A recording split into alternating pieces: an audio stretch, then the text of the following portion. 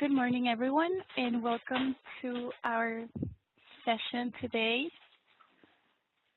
If you're hearing some background noise, we have a participant here who is trying out new headphones. So in the meantime, I wanted to let you know that today we will have a really interactive session.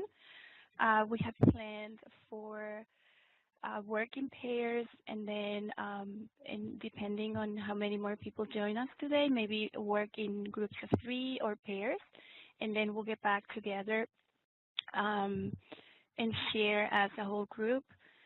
So Google Slides is going to be our interactive tool, and the link is there. And also Jade, who's being my moderator today, will put it on the chat for you. So you can go there and have it open on your browsers, and then when the time comes, we'll go into the interaction. We'll be checking in during the session, and please feel free to ask any questions during the presentation. You can write on the chat at any point that you have a question, and then we'll either read the question or unmute you so you can voice your own question. So welcome again. And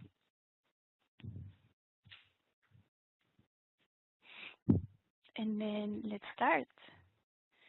So let's talk a little bit about our communication tool, which is WebEx. The one that we're using now is the Event Center.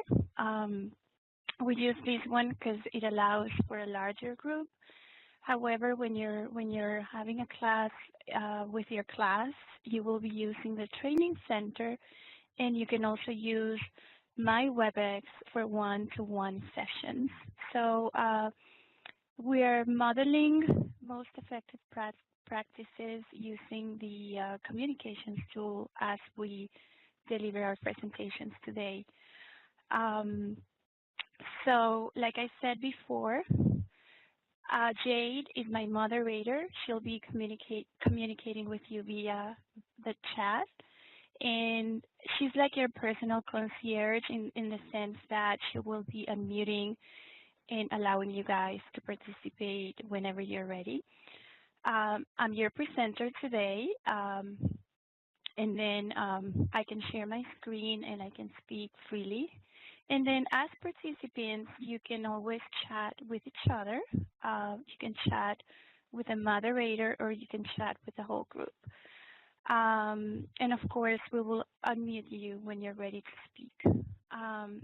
So today we are going to talk about having effective groups in your online classes. And we're going to be concentrating on adding an element of collaboration to your groups. And these are our objectives for today. So we're going to talk about the benefits of effective group work, both for yourself and for your students. And some of these will be anecdotal. They will come from me and the participants, but what we're bringing today is mostly research-based. So it'll be a combination of both, right? What we have, what we share as faculty, as instructional designers, and what the research says. We will distinguish some of the elements of effective group work versus group work that does not really integrate collaboration. And this is where the interactive part will come into play to identify immediate actions that we can take in order to start implementing effective group work in your classrooms. So hopefully when you leave today, you will have another tool under your belt and something that will identify the steps that you can take to actually do these if you desire immediately. Okay, so do I have any questions, any comments, Jade, before we begin? Okay. So my participant here is ready to roll, right? Okay. Okay.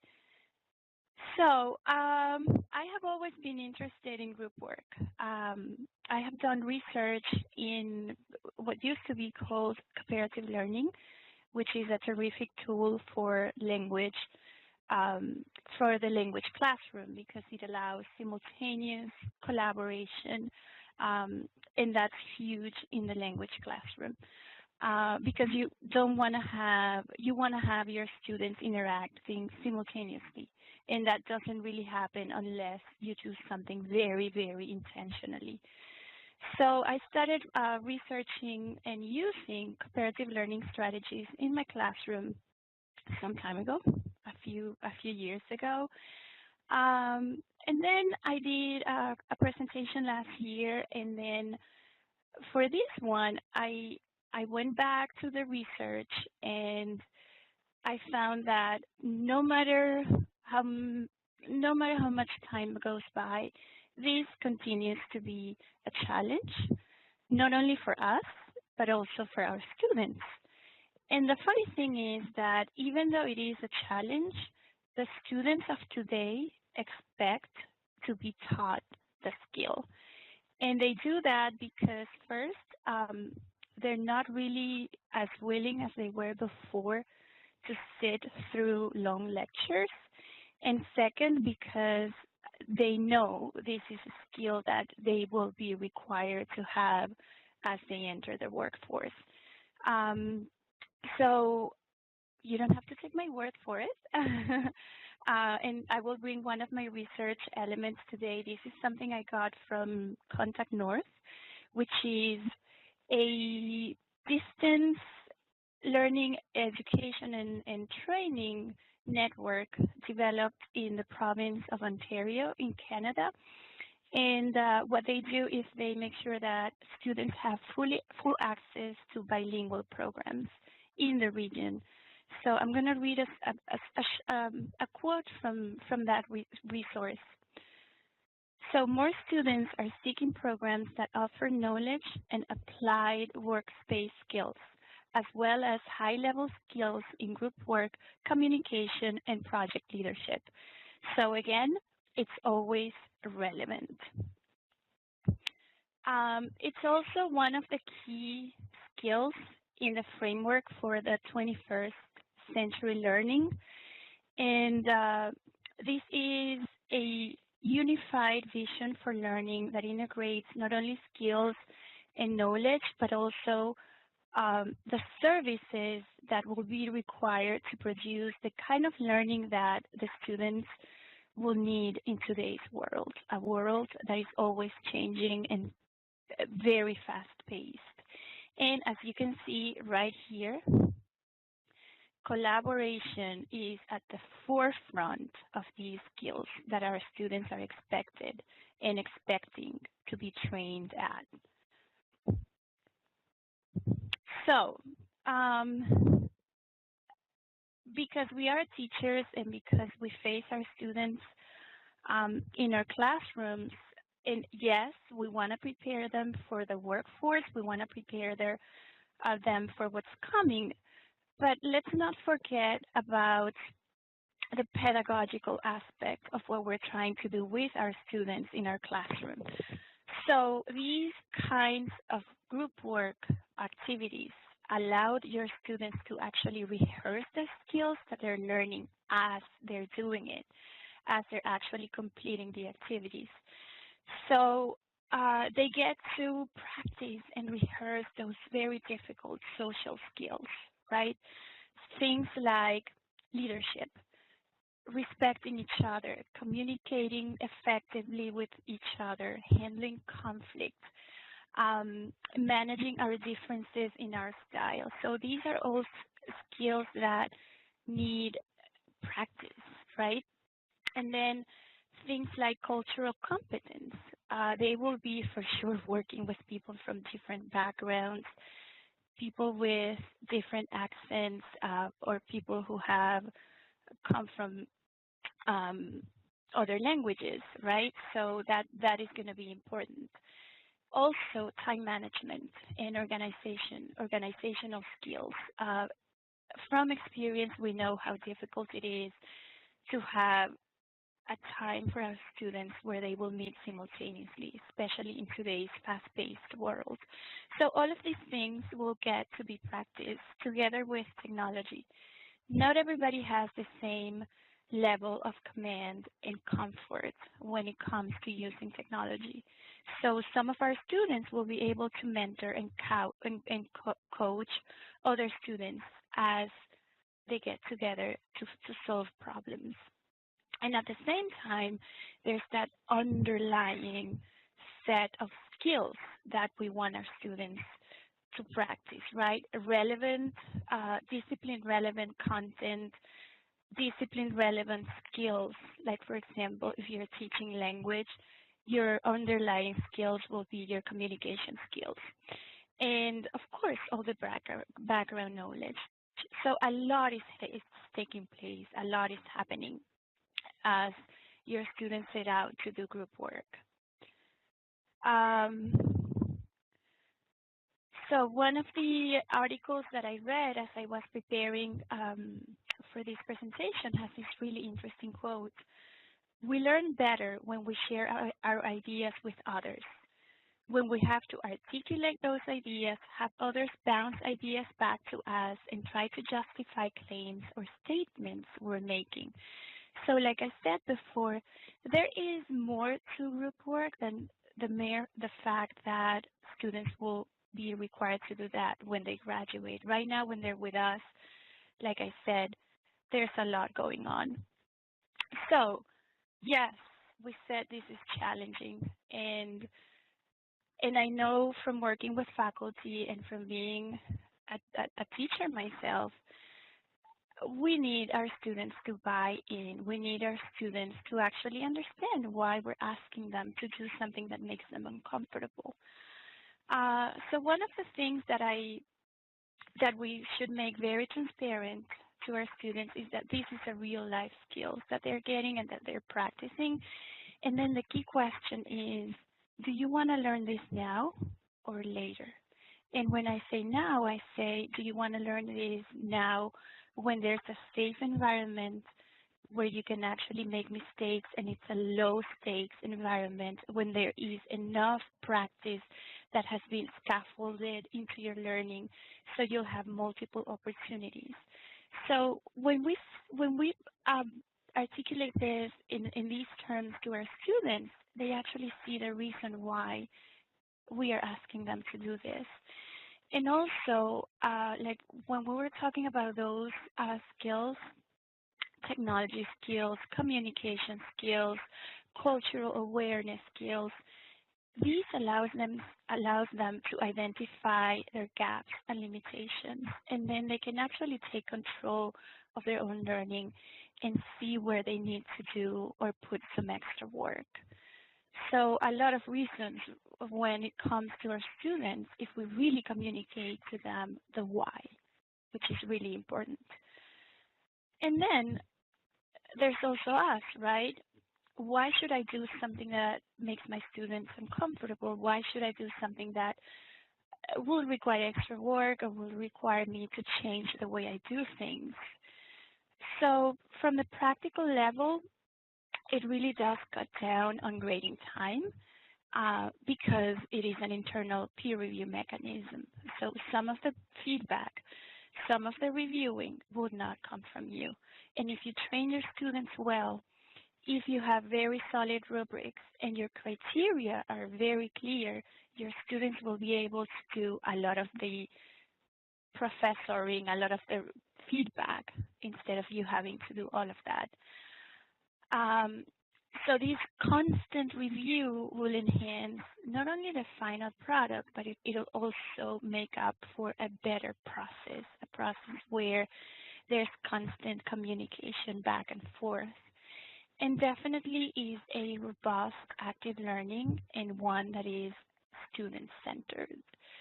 So I think I have covered enough of the benefits of group work. I don't know if you guys would like to say something or make a comment right now before I move on to the next part of my presentation.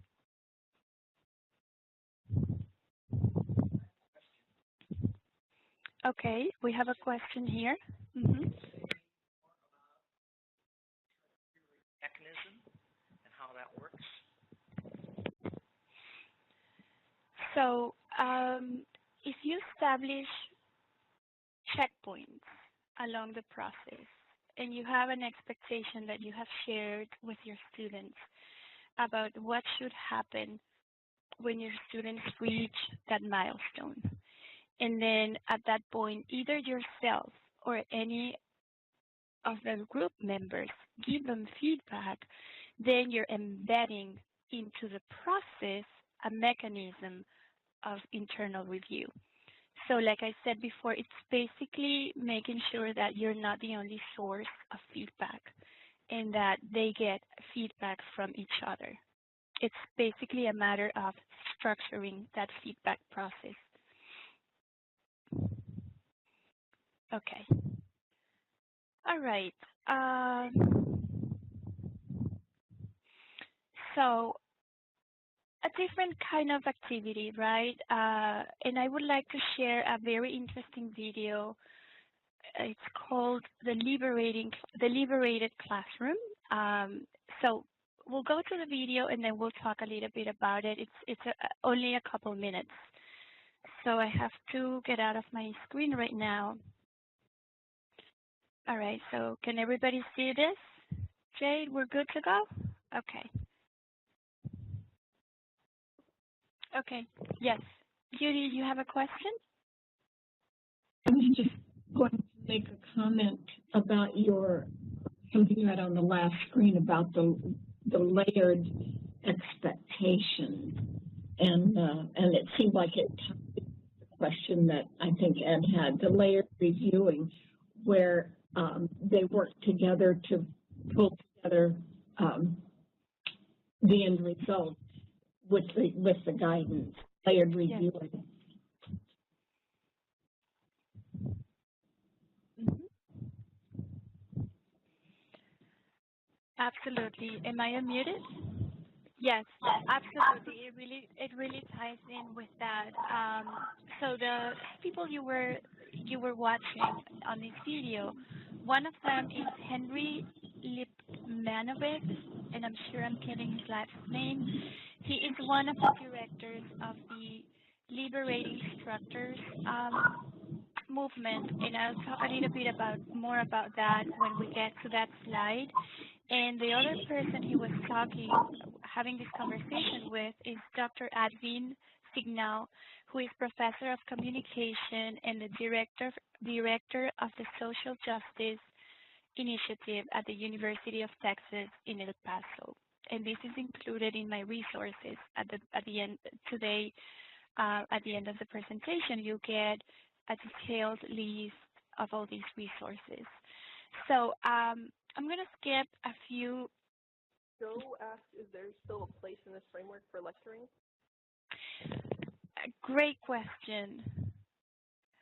I would like to say, Joe, that this complements the lecturing aspect of teaching, and that this is a classroom where students come, and I would say towards the end of their learning process, to put things into practice.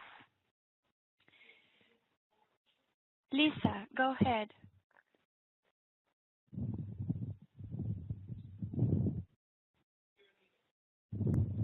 Can you hear me?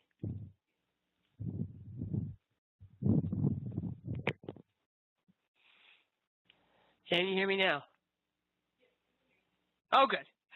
Well, I just wanted to share some connections that I made throughout the last few moments. The video and the visual that was shared, the P21 learning continuum, to me also speaks to a self-assessment piece in the sense that we're asking our students, we're asking ourselves to always be in that continuous learning mindset, right? So we're checking in with our students, we're collaborating, having conversation, and we're pausing every time we have an opportunity to connect. we're pausing to make sure that our students are not missing any relevant moment so that they're able to share, synchronously share with the instructor and with their classmates what they're thinking and how they think they're doing in comparison to where they once were, let's say, where they believe their peers are at, all, of course, in line with the objectives.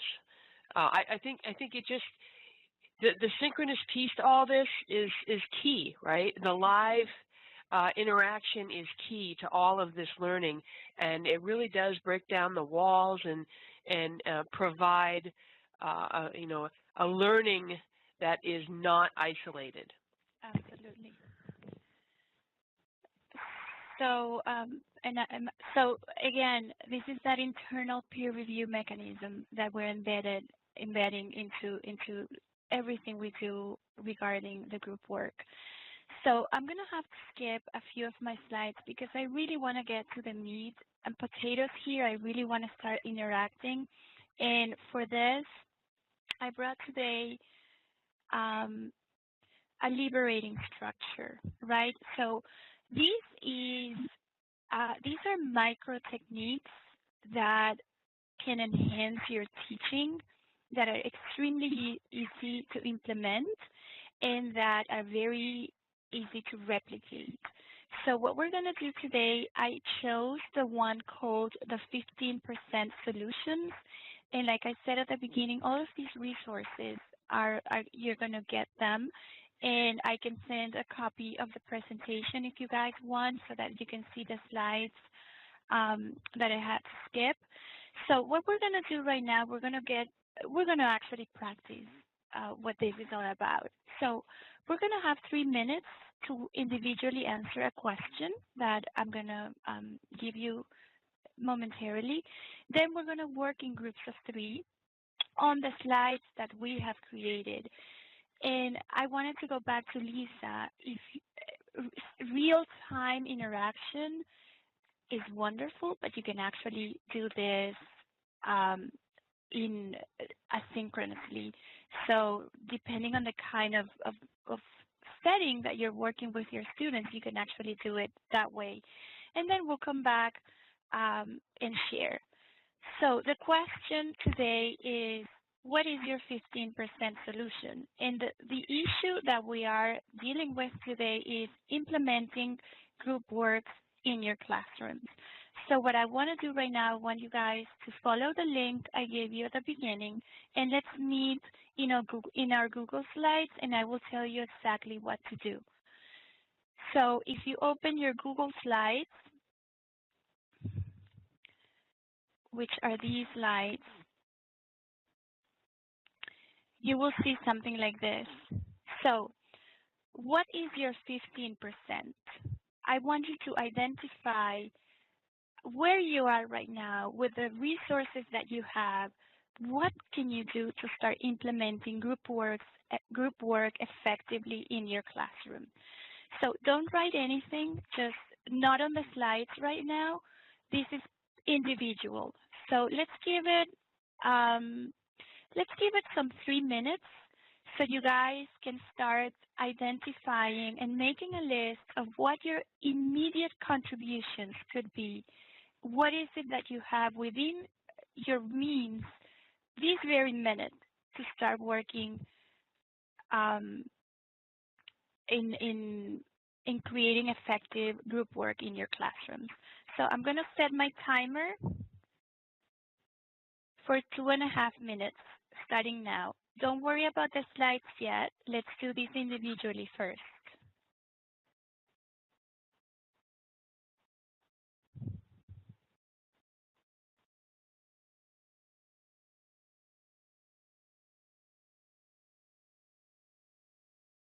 So individual time is up. So as you can see, I have our question up on the Google slide, and I have different slides for different groups. So my group number 1 will be Nicole and Judy. You two will work together on the slide or slides that say group number 1, And what I would want you to do is to write from your list 4 to 6 words and then start asking and answering each other's questions. So Nicole and Judy are going to go to that slide. And then my group number 2 will be Joe and Dr. Schwerin. You're going to be sharing the slides marked with group number 2. And then Lisa and Joreen, you will be sharing in group number 3. So again, write between 4 and 6 words with your immediate, with your 15%, and then ask and answer each other's questions. And if you have any questions for me, I'll be checking the chat.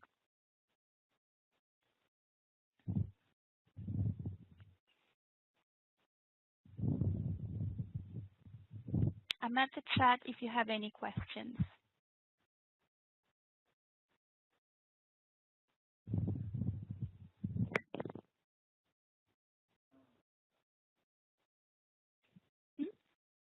Okay, let me go there. Lisa knows where she is, right? Go ahead, Jeff. You're unmuted.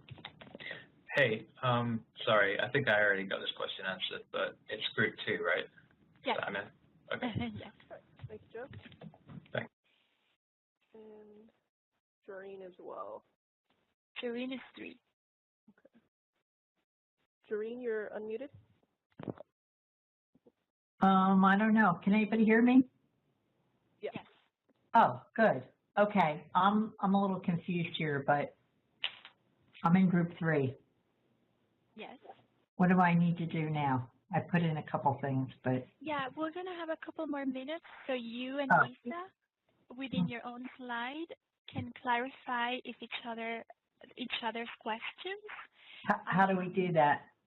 In writing, there's a second slide that has nothing in it that says group 3. Oh, okay. Yeah.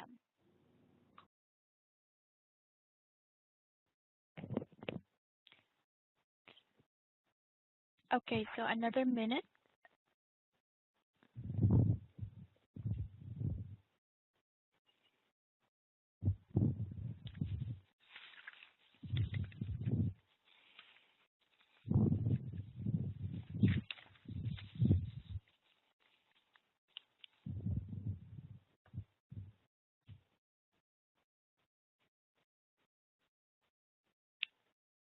Okay, so time is up for this right now. And here's what we're going to do next. Can everybody hear me? All right, so I want you to take a look at the slide where each pair contributed. And then we're going to be unmuting you guys so that you can tell if there's any commonalities, anything unexpected that you found that you guys can bring into the group work immediately. So what is it that your 15% contribution is right now? So we're going to start with Judy and Nicole. What did you see from your pair interaction? What did you identify as something you guys can start doing right now? Go ahead, Nicole. I'll let you take the lead here. Sure. So what I noticed as a commonality is the guidance. I mean, you put guidance as first. I think all of mine fall under guidance, which is kind of what I wrote there. And I think that, like you mentioned, it's such a key piece and how you guide, especially groups. Oh, expectations. That's what I want to add. I want to add that. Because how you guide is based on your expectations of the group, and I think that's really important. Yeah, that is a key part, and I love the fact that you added the scaffolding in. I hadn't thought about it like that, but that's such a valuable part of it. And we did our communicating back and forth on this slide. I put that note down on the next one. Just as we were writing, we were putting questions and comments back and forth to each other. Good. Okay, so am I unmuted? Let's move on to the second group. Joe and Dr. Sharon, anything on your slides that seemed striking in terms of it being either common or unexpected? Go ahead. Joe, what do you think? I agree with pretty much all of the things you wrote. I mean, I saw that you had put selecting a primary reporter, and I kind of echoed that in the facilitation through group leaders, because it allows, you know, conversation to keep hitting those goals and objectives without it wandering too far away from the topic. Mm-hmm. Also, I think it's really good. I think larger groups can be useful too, but you might as well, at that point, you might as well just do a lecture. So I think that small groups can really keep it concentrated. Mm-hmm. And the rules and procedures thing ties both of those things together, because, you know, they do need to keep hitting those key topics. So yeah, I did find a lot of commonality there. Great, thanks for that feedback. And no problem. You know, you may have had more experience with groups than I have. I just do a bit of it. Thank you. Okay, let's go ahead with our third group. Thank you, Jade. Mm-hmm. Oh. You guys are unmuted. Oh, thank you. Can you hear me? Yes, I can.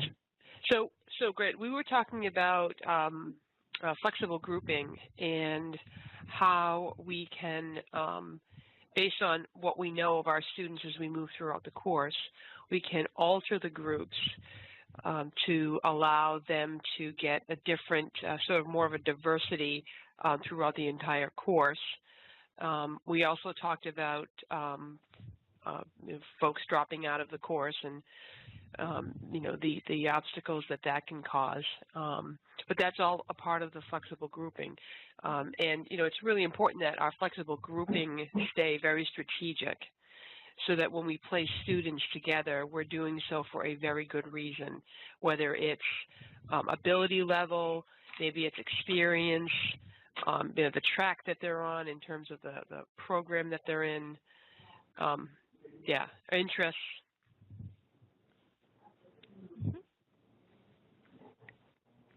Okay. Anything else? No more questions. Okay, so let me share my screen. Am I unmuted?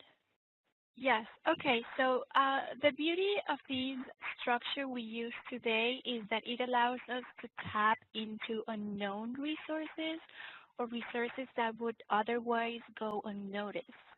From this very, very short conversation, we identified that we have the means to provide guidance, that we know that we need to have very clear expectations and share these with our students.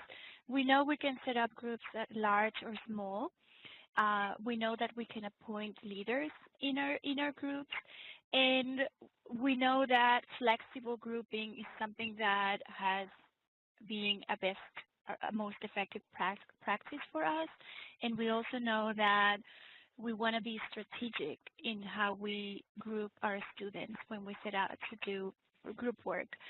So I have to thank you for coming today and attending this presentation. We wanted to model in this very limited time something that is easy to apply, something that will get the conversation going immediately, something that will break the barrier.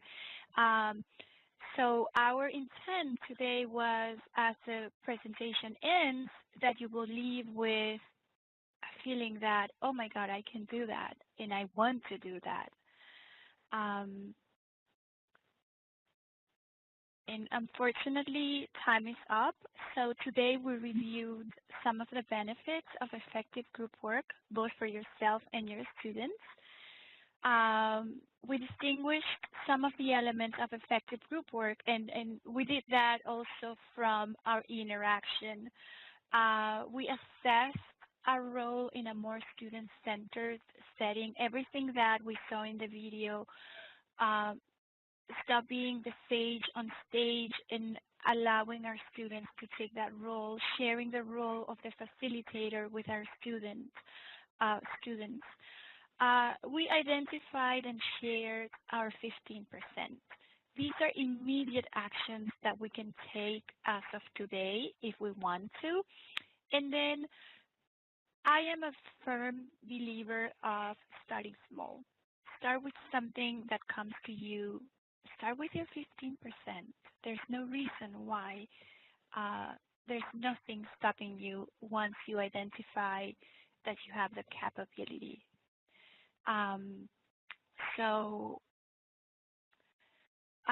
Next week is spring break. Oh, my PowerPoint is not showing? Oh, okay. Sorry about that.